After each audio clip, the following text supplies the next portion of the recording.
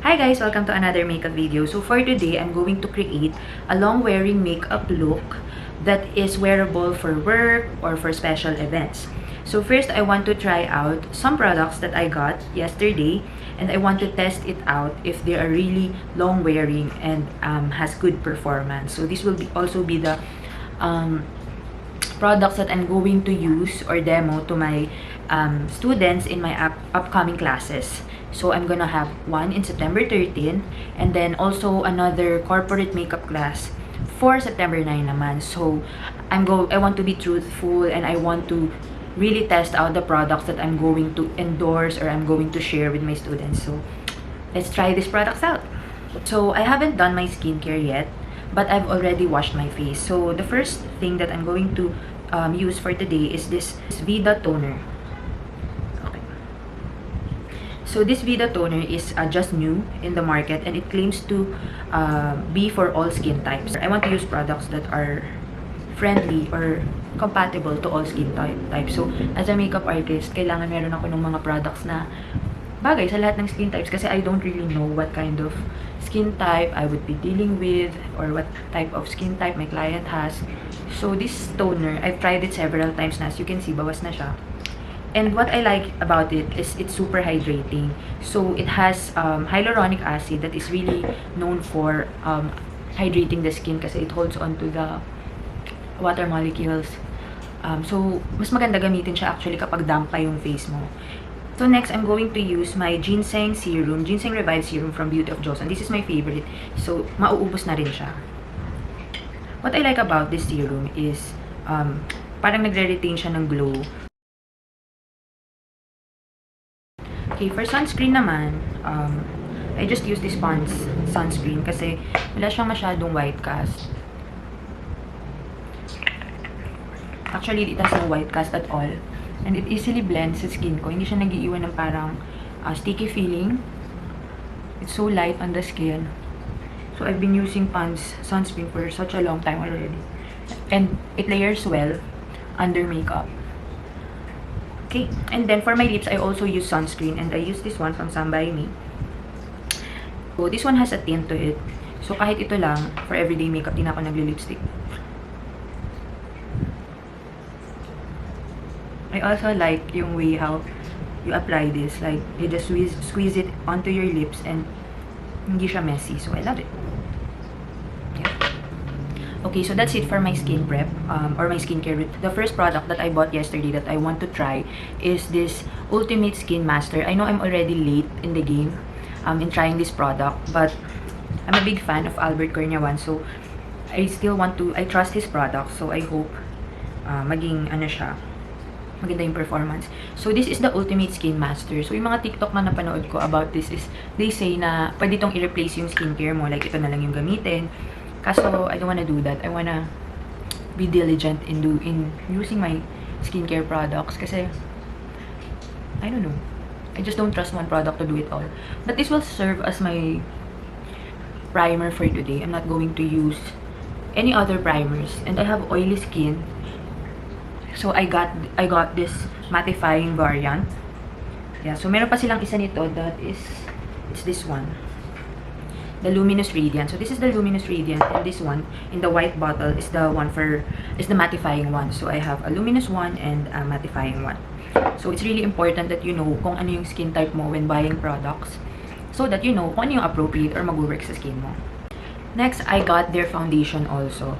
So, this is the Ultimate Skin Master Foundation and it's in the shade Frost. So, this is their lightest shade, I think. So, I got it kasi parang very warm siya eh. So, I'll show you the shade. Ayan.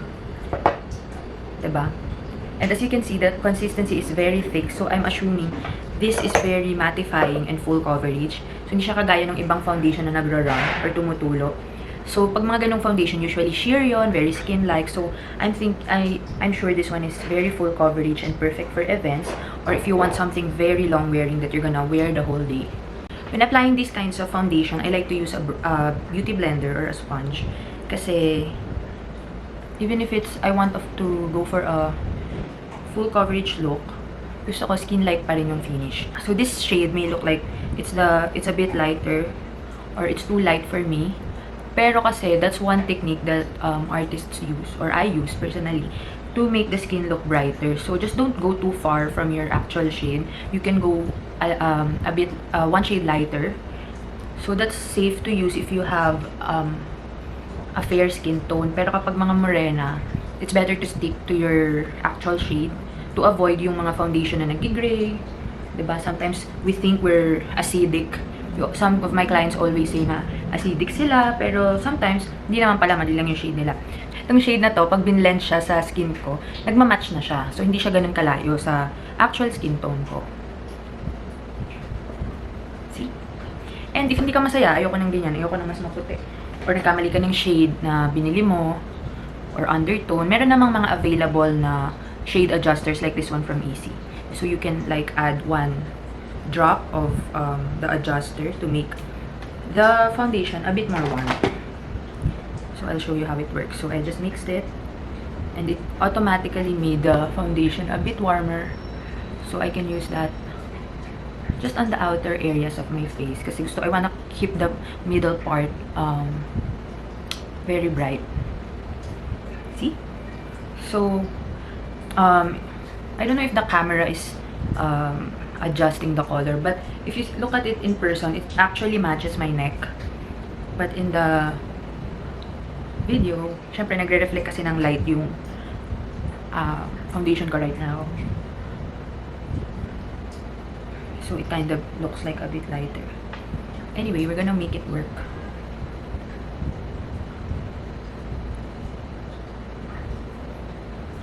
I'm also gonna put a bit on my lids to prepare it for eyeshadow later. Yeah. Ayan. Wow. I'm going to apply is my concealer. I'm using this one from Easy. So, dahil full coverage na yung foundation na gamit ko, I'm opting for a thinner consistency of concealer. And I'm using a neutral shade one. So, napansin ko yung shades ng Easy na neutral has a pink tint to it. A bit pinkish. So, if a concealer has like a pink or peach tint to it, it can also serve as a corrector. So, as you can see, I have darkness here under my eyes. So, I'm going to use this concealer to cover that darkness or to brighten up my under eyes. See?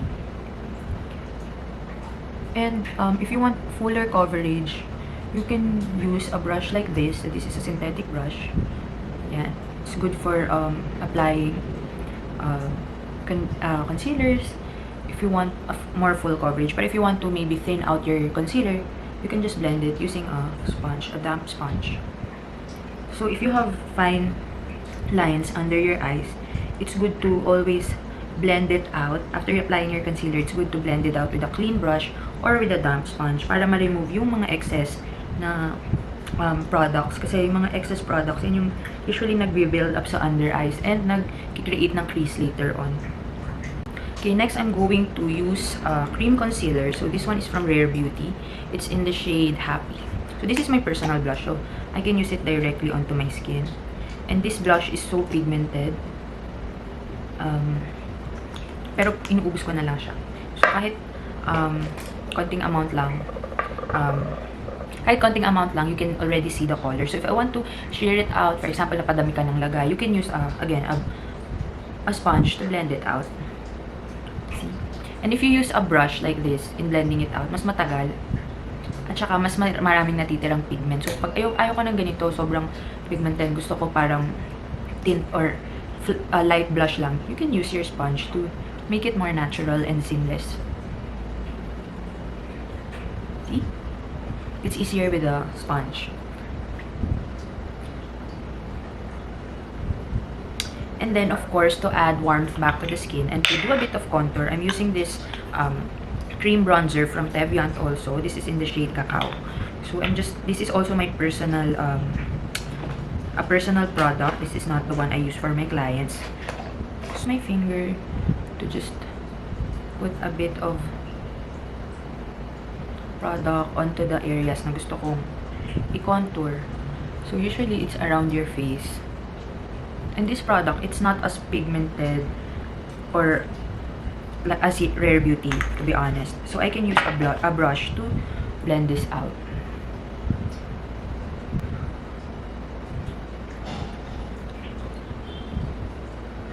I really like using this sponge like for my whole face. Kasi I wanna make sure that everything looks so natural and skin-like. Okay?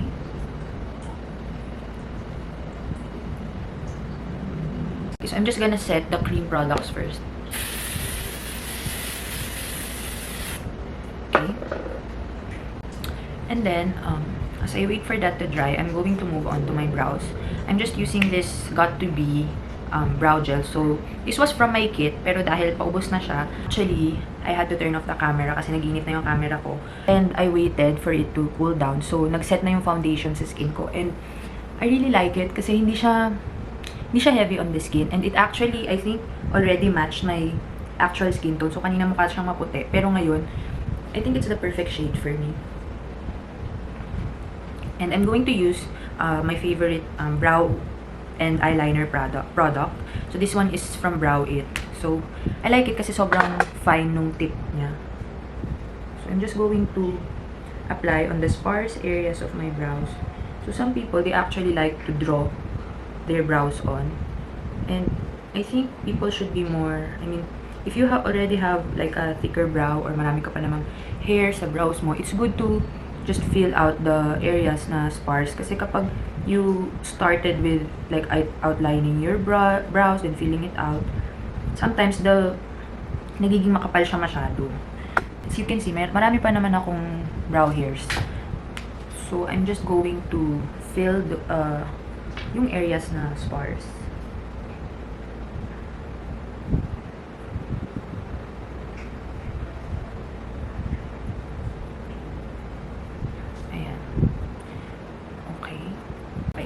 So, I'm gonna set everything with powder. Pero since I also used this setting mist from L'Oreal, nag-dry down na yung products on my face.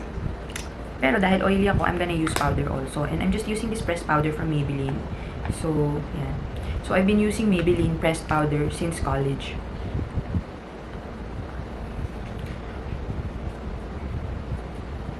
So, I try to avoid my under eye actually when applying products. Kasi yung area na yun, sobrang dry na. So, if you use like drying or mattifying agents, mas na-dehydrate yung area na yun and then mas nagkakos yun ng lines. Okay?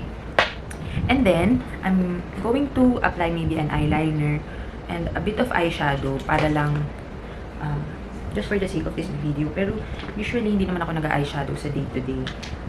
So, for everyday, kunyari gusto mo lang ibigyan ng attention yung eyes, it's good to have like matte eyeshadows. Kasi, for work, I don't think my personal style lang naman is ayoko ng maraming shimmer sa eyeshadow kapag pupunta lang naman ako sa work. Siguro for a wedding or special events, maglalagay ako ng shimmer. Pero for the specific look, I want it to be matte.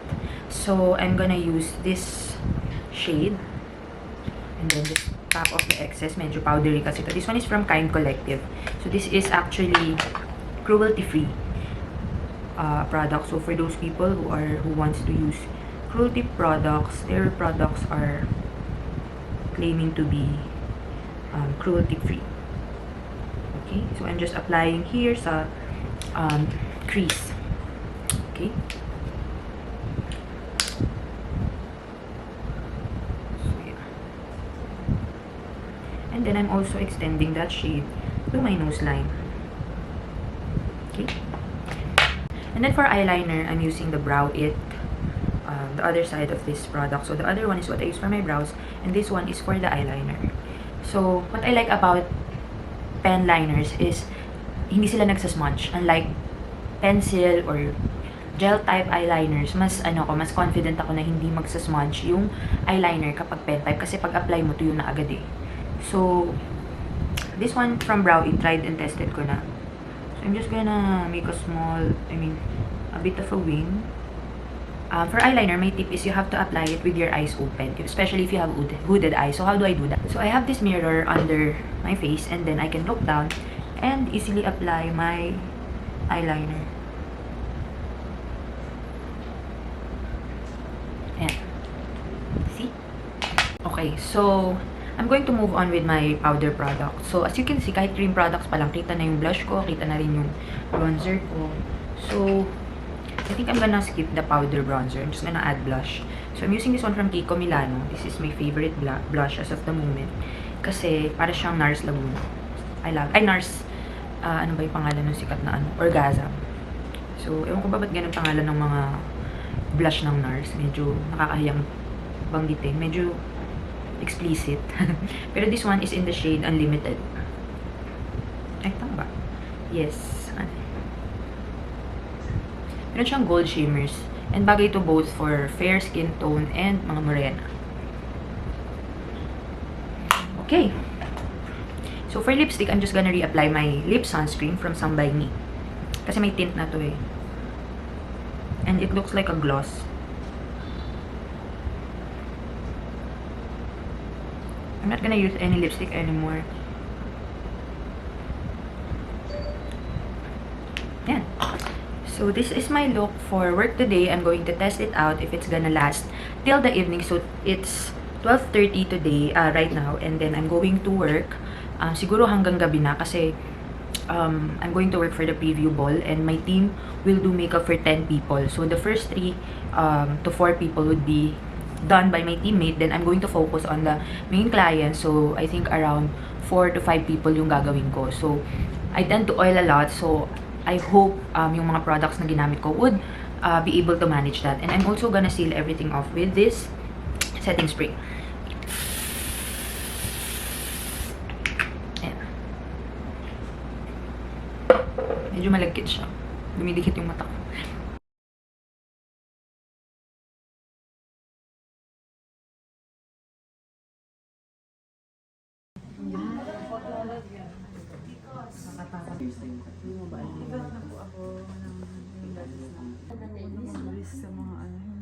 Kasi pag nabago na, di man na alam. Kasi tagal mo. Parang nagpa-tip ka lang.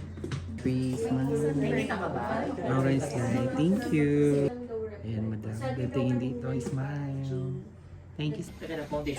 Wala na akong makeup. Hindi, meron pa rin. May foundation pa din ako.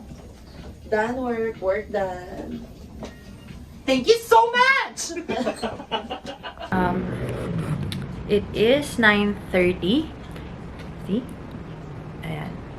Tama. 9:30 na. And this is what my makeup looks like. So, nag-oil na yung skin ko and nag-dinner ako. So, wala na akong lipstick. Pero, I would say my concealer is still there. Hindi naman nag-smudge yung eyeliner ko. Medyo na-rub ko lang yung eyes ko kanina. Pero, buo pa naman yung eyeliner ko. And, okay pa.